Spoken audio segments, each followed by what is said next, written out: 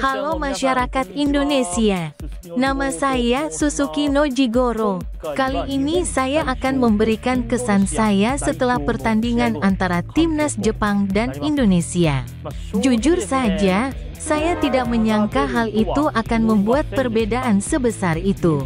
Saya tidak terkejut Jepang menang, tetapi saya terkejut mereka tidak melepaskan satu tembakan pun. Bahkan tidak melepaskan satu tendangan sudut pun. Saya pikir itu merupakan suatu kejutan bagi rakyat Indonesia. Saya menyesal Jepang kalah dari Australia.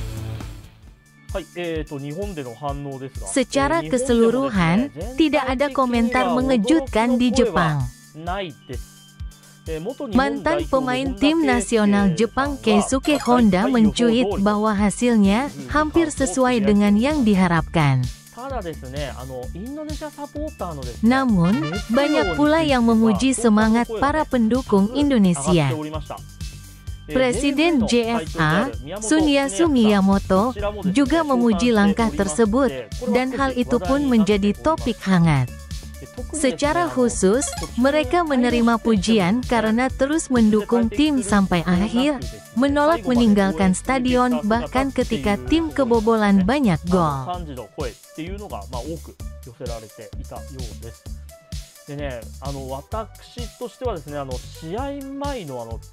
Kekuatan spanduk sebelum pertandingan dan rasa hormat yang ditunjukkan terhadap Jepang juga sangat dipuji, dan saya juga pikir itu hebat.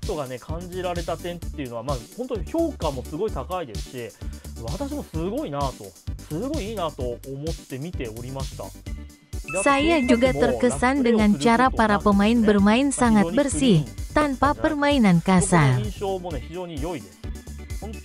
Sangat berbeda dengan negara lain.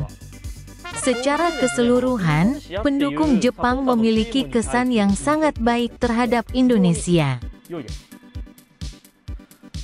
Dari susunan pemain awal Jepang, hanya 3 pemain yang bisa disebut sebagai pemain utama: Kubo, Kamada, dan Endo. Sebagian besar pemain lainnya, termasuk anggota bangku cadangan, dipanggil untuk pertama kalinya, dan Doan, Mitoma, Maeda, dan Ito bahkan tidak ada dalam skuad. Meski begitu, saya merasa ada perbedaan besar dalam kemampuan individu, tetapi yang lebih penting lagi, saya merasa ada perbedaan dalam kemampuan berorganisasi. Tentu saja, perbedaan besar dalam jumlah tahun sejak ia menjadi manajer juga menjadi alasannya. Sementara semua pemain Jepang mempunyai tujuan yang sama dan melaksanakan apa yang harus mereka lakukan, beberapa pemain Indonesia tampaknya tidak mampu melakukannya. Mengapa Jepang mampu berfungsi sebagai sebuah organisasi meskipun banyak pemain yang berpartisipasi untuk pertama kalinya? Ini hanya spekulasi saya sendiri. Tetapi menurut saya pendidikan suatu negara memegang peranan penting dalam hal ini.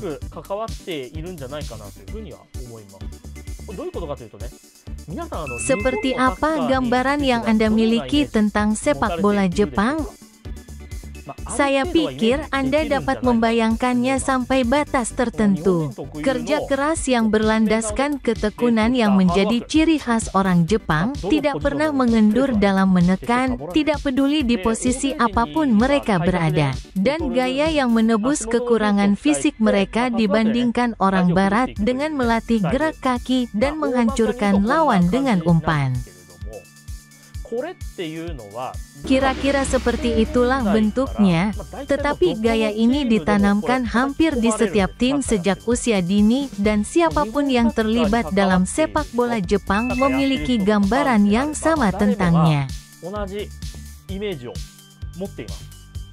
Setidaknya, bahkan siswa sekolah dasar paham bahwa sepak bola Jepang bukanlah jenis sepak bola yang melibatkan lemparan bola-bola panjang dan mengalahkan lawan dengan tinggi dan kekuatan. Anak saya berusia 10 tahun dan bermain untuk sebuah klub di kota kecil. Tetapi bahkan di level itu, ia diajari kerja keras dan passing. Gaya nasional sudah mapan, jadi meskipun seorang pemain dipanggil untuk pertama kalinya, mereka dapat memainkan sepak bola yang sama dan menghasilkan tingkat kualitas tertentu. Bagaimana dengan Indonesia? Bisakah Anda menjelaskan seperti apa sepak bola Indonesia? Apakah gaya sepak bola Indonesia sudah mapan? Jika demikian, apakah ada penyatuan kesadaran di antara pemain naturalisasi yang tinggal di luar negeri? Ada pemain di Jepang yang pada pandangan pertama tidak terlihat seperti orang Asia, tetapi mereka sebenarnya adalah warga negara Jepang, tumbuh di Jepang sejak usia dini, belajar sepak bola di Jepang, dan sukses di Jepang. Saya pikir Jepang saat ini adalah negara yang pelatihannya yang konsisten sejak tahap pengembangan dan seterusnya membuahkan hasil. Saya pikir inilah perbedaan terbesar antara Jepang dan Indonesia. Bagaimana kita membangun sepak bola Indonesia di masa depan? Saya kira tidak ada salahnya mendatangkan pemain naturalisasi, tetapi kita perlu mengambil pandangan jangka panjang dan memiliki visi yang jelas. Sampai semua pihak yang berkecimpung di dunia sepak bola Indonesia memiliki gambaran yang jelas tentang sepak bola Indonesia.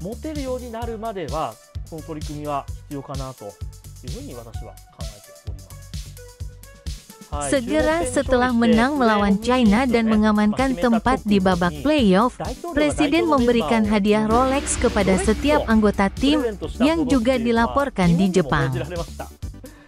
Tidak banyak orang yang mengetahuinya, tetapi hampir semua orang memiliki kesan yang sama. Tentu saja, saya merasakan hal yang sama. Mengapa kalian begitu bersemangat tentang ini padahal kita bahkan belum lolos ke Piala Dunia?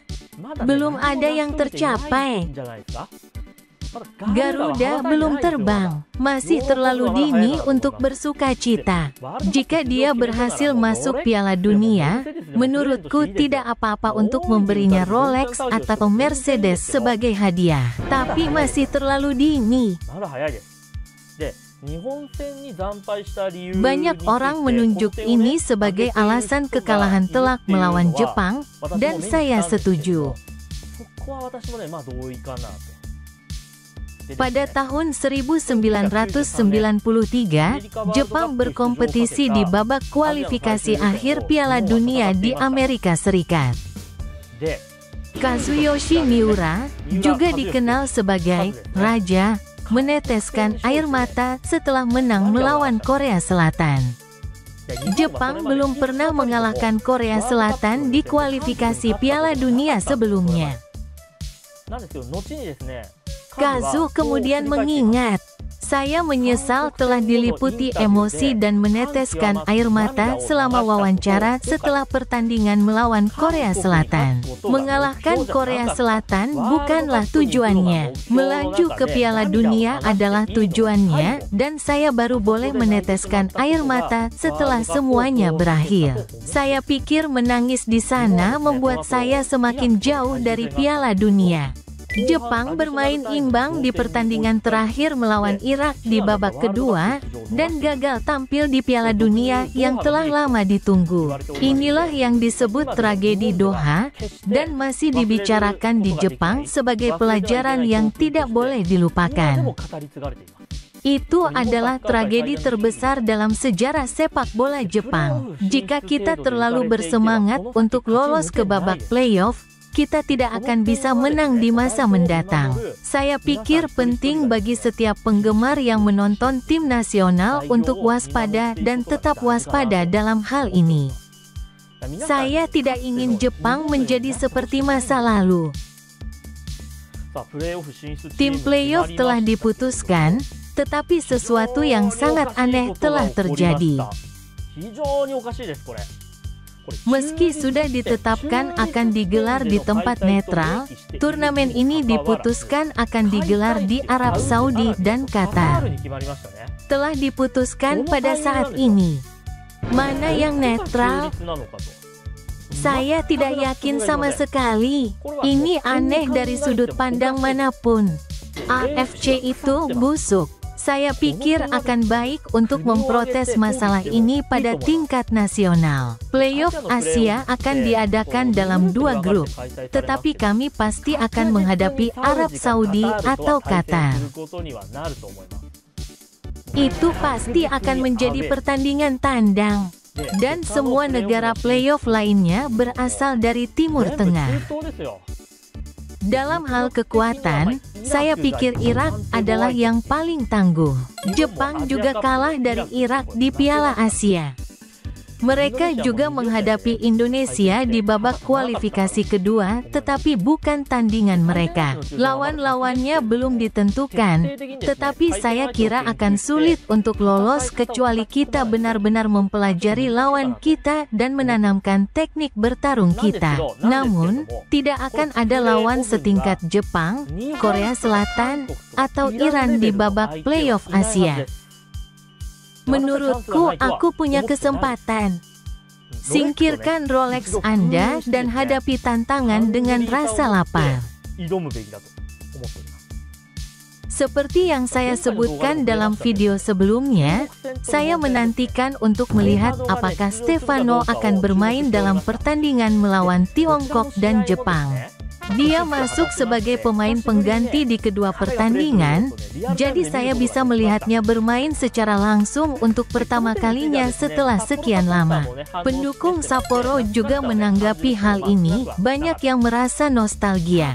Namun, dalam pertandingan melawan Jepang, kami tidak melakukan apapun sebagai sebuah tim, jadi sejujurnya, saya tidak begitu memahami permainan Stefano. Saya juga tidak banyak bermain di pertandingan melawan China, jadi saya tidak begitu sempat melihatnya. Namun ada satu adegan di mana jika mereka menyambungkan bola, maka akan menjadi gol. Akankah dia dipanggil untuk babak playoff mendatang? Kekuatan veteran berpengalaman sangat penting dalam pertempuran satu pukulan yang sulit. Saya berharap dia bermain untuk tim nasional lagi. Mudah-mudahan saya bisa melihatnya bermain di final Piala Dunia. Sejujurnya, jika kami tidak lolos di babak kualifikasi keempat, itu akan sangat sulit. Babak kualifikasi kelima akan menjadi pertandingan yang sulit, dan pertarungan untuk lolos ke babak playoff antar benua akan sengit. Bahkan Jepang tidak mempunyai jaminan memenangkan playoff antar benua. Jika kita bermain melawan Amerika Selatan, tim manapun yang datang, mereka akan jauh lebih kuat daripada tim-tim di babak keempat kualifikasi Asia. Bahkan Chili, yang berada di dasar klasemen kualifikasi Amerika Selatan, jauh lebih kuat daripada negara-negara Asia. Mari kita putuskan di ronde keempat. Aku mendukungmu. Ini adalah akhir dari video ini. Jika Anda menikmati video ini, silakan berlangganan dan menyukainya. Baiklah, sampai jumpa lain waktu. Terima kasih telah menonton. Selamat tinggal.